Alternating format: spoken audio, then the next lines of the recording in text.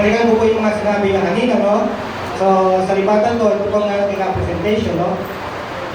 So, sabi niya na si Jesus ay katuparan ng New Testament.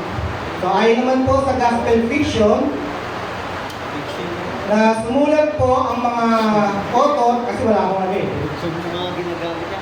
Ipinanganak sa Bethlehem, so sangayon naman siya na pwedeng mag-exist ang Bethlehem o ang Nazareth kahit walang historical Jesus. Okay, malinaw. Sa genealogy, sangayon siya na hindi magkasundo ang genealogy ni Mateo at ni Luke. Diba? In fact, doon sa genealogy ni Mateo, merong 14 scheme, no? 14 name, 14 name, 14 name, no? Sa pinagkuha na niya sa second set ng 14 name, sa second Samuel ata yun, tungkol sa Chronica, meron siyang iniwan na 3 o 4, no? So may kita mo, na hindi yung historical, no? Gumagawa lang si Mateo, iniwan niya yun. Bakit? Gusto niya, ang kanyang genealogy ay 14, 14, 14. May kahulugan po yung 14, 14, 14 para po sa mga Jew. Para po sa kanila eh. Pagdating naman po sa huling set,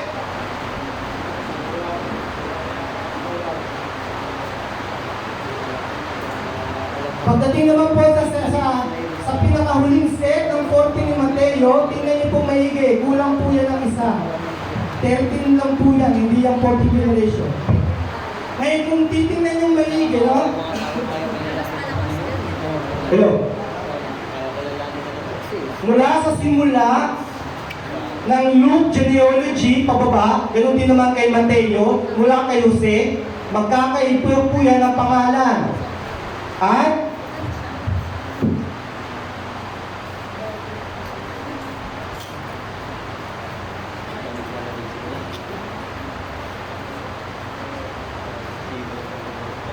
okay, sabi na kanina, ang genealogy daw ni Luke ay genealogy ni Jesus galing kay Maria. Mali po. Ang sabi po ng author sa chapter 3, verse 23, when Jesus began his ministry, he was about 30 years of age. He was the son, as was thought of, Joseph, son of Heli, the son of Matthat. Tingnan niyo po yan sa Mateo, sa chapter 1, magkakaiba po yan mula pataas hanggang pababa. Pero meron sila mag-ano, kay David lang ata sila nagkaparehas eh. Okay. So, unang-una, ang gospel ay several scholars have confirmed that by the standards of myth, nandiyan din po yan sa aklat na on the historicity of Jesus. No? Sa page 52, nakalagay po yan. Okay. Ayon po kay John Domino Crosa, hindi ko alam kung maniniwala siya, pero pinaniniwalaan niya naman na sinabi ni Crosa, di ba? Sana nga, no? Ayon kay John Domino Crosa, na sa kanyang aklat, The Power of Parable, How Fiction by Jesus Became Fiction About Jesus. Ayon naman kay Randall Helms, sa kanyang aklat, Gospel as Fiction. Ganyan din naman si Dennis MacDonald, no? Isa rin siyang scholar, na yung Gospel of Mark, hango sa Homeric epics. Kasi yung writer ay Greek, no? Pag sinabi mong Greek, kung mga nagsusulat yan, yan ay aware sila sa mga literature ng Greek, no? Ayon naman kay Thomas Thompson, sa The Messiah Myth, the Near Eastern Roots of Jesus and David. So naniniwala din si Thomas Thompson na hindi nga historical si Jesus tulad ng mga patriarchs, no? Ay si Thomas Brody. Si Thomas Brody ay isa rin siyang Dominican priest.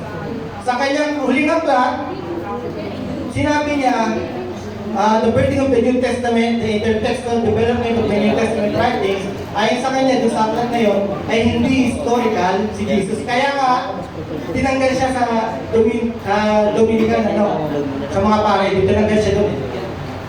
In the words of Marcus Borg, we have to admit that much of the language of the Gospels is metaphorical, that what matters is the more than literal meaning, and that the more than literal meaning does not depend upon the historical factuality of the language. That makes the Gospels allegorical myth. Yan po. Hindi po yan mga simpleng scholar, yan po ay mga nag-aral tungkol sa historical Jesus, no? At ayon sa kanila, no, na ang Jesus na sinasabi ng iba, ito ay fiction lamang dahil lahat ng source ay galing sa gospel, no? Unang-una, ang gospels, hindi natin kilala mga sinulat, no? They were not written by eyewitnesses. Hindi po kasi sinabi, alam naman yan na sa Luke, no? Alam na natin hindi eyewitness, no? Sinabi niya doon na galing doon sa mga eyewitness, no? Sino naman yun? No? Sino naman kaya yun? Hindi niya sinabi, no? Ayon sa standards ng mga ancient writings, no? Sinasabi nila kanilang mga source. Tulad ng Josephus, ang source niya tungkol sa kay Herod, sa buhay ni Herod, ay si Nicholas of Damascus. Nung si Nicholas of Damascus, siya ay court historian ni King Herod, no? But unfortunately, wala po sa sinabi niya, wala sa mga writings niya na nagkaroon ng tinatawag na dumating ang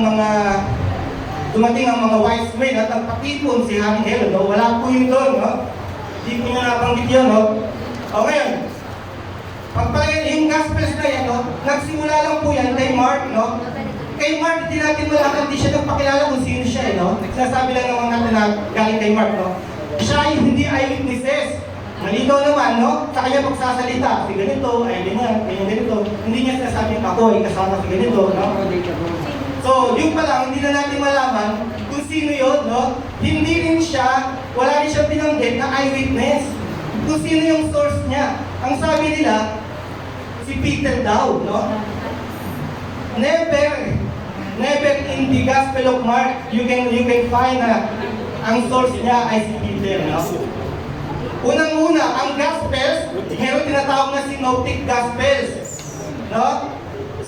Alam na ng mga scholar, siguro naman matatanggap ni Brother Mel na katulad ni John Dominic Rosan, na ang Synoptic Gospels ay pare-parehas. Ngunit may pagkakaiba. Ang tinatawag naman doon, synoptic problems, no? Ibig sabihin, pinagkuhanan nila si Mark, no? Yung Gospel ni Mark, ang pinagkuhanan nila, ngayon binabago-bago. Kaya nga binago niya yung genealogy ni Matthew, hindi niya gusto ni Luke. Hindi niya gusto yun. Ngayon, no? Makikita mo na isang Gospel lang din, na isang myth lang, ano? Sinabi dun sa Gospel of John, tungkol sa pagkabuhay ng muli ni Lazarus, no? Si Lazarus, hindi nabanggit sa tatlong gospel.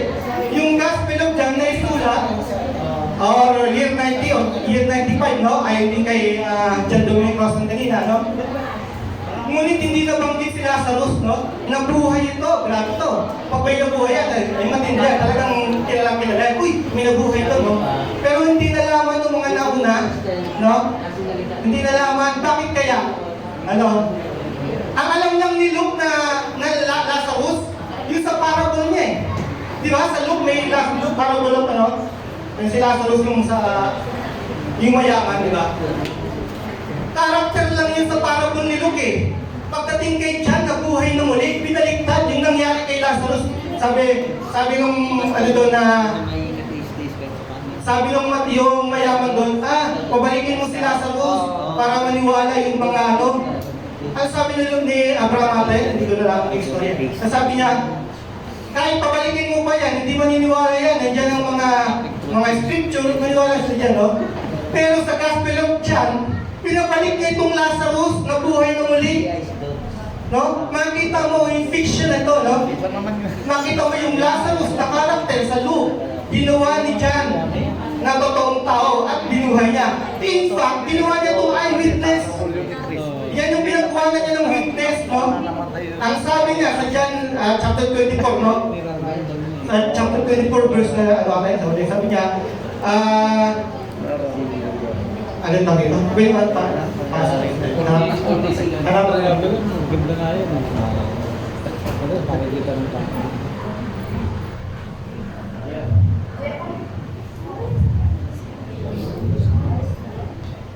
sabi niya, it is this disciple who testifies to these things and has written them. And we know that this testimony is true. Ngunit ang tinutukoy niya rito, yung beloved disciple, no? Hindi si John yan. Ang beloved disciple, si Lazarus. Nakikita mo yan sa chapter 11 ng John. Beloved disciple. Si Brother Lazarus, Siya ang the one you love is ill. Siya yung may sakit na nabuhay doon eh. Okay, maraming salamat. Romel, 7 minutes.